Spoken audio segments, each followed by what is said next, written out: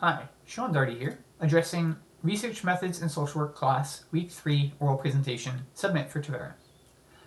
My major topic will be on the topic of women's privacy.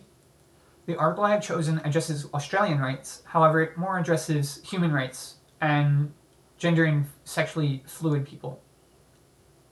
To introduce my article is called Are Human Rights Capable of Liberation? The Case of Sex and Gender Diversity by Sarah Winter.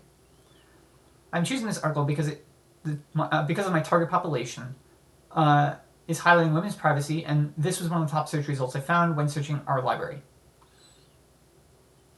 Describing the population included in the research, the most relevant population in the article are gender diverse individuals, gender and sexually diverse individuals, including trans people, both sexually and gender-based, in that sexual and gender diverse rights are attempting to be expanded to a reasonable extent, and whether there is any room for expansion, for such expanse, in the rights when considering women's privacy and inclusivity, such as private spaces, like a locker room or dormitory. Describing the following sampling strategy or type of sample. The sample population addressed are gender and sexually diverse people when faced with social exclusion on the interrelational, medical, legal, and scientific planes. Research design and methodology. The research for this article examines what it is to be sexually or gender diverse. They address the European Court's jurisprudence, the current jurisprudence in regards to human rights involving sexual and gender diverse people, and the extent to which freedom of expression protects these people. The instrumentation is a cross-examination of legal rights compared to potential for improvement for the marginalized group. In your own words, discuss the findings of the research paper. Members of society should expand their paradigm to look for sexuality and gender in a more fluid nature if they are to be supportive of sexual and gender diverse populations. There needs to be more explicit rights and decisions on the topic of sexual and gender diverse people to avoid further conflict and to simplify legal action in regards to it. Lastly, it is rightful for minority groups to challenge the legislation and the status quo in regards to one's personal needs, including identity and expression, to make it more inclusive and considerate. The author mentions how many nursery rhymes are inconsiderate to sexual and gender diverse people, treating people as cisgender and binary, else they would be regarded as deviant and inappropriate.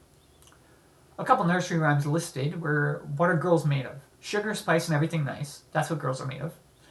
Or The Little Boy's Made Of? Snips and snails, and puppy dog tails. That's what boys are made of. A quote from the text, stereotyping about sex and gender along male and female lines is one of the most pervasive and entrenched forms of discrimination. The topic of deviance or inappropriateness is especially pervasive in that many religions and traditional values do not support LGBTQ and sexually or gender diverse people. It is rather recent that such persons be widely accepted through a human rights perspective, both in identity and expression.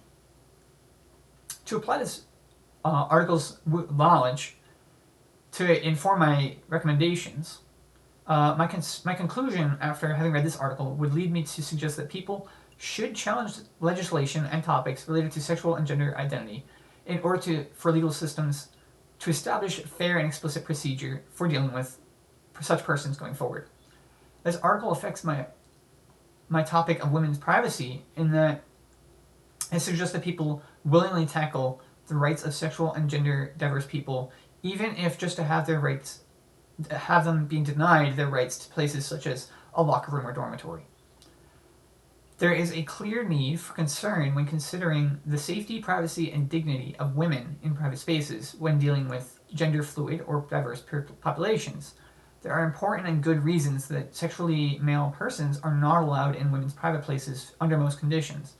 Gender and sexually diverse people have been having great success in expanding their rights, such as political correctness erring on the side of humoring or accommodating these fluid and diverse people.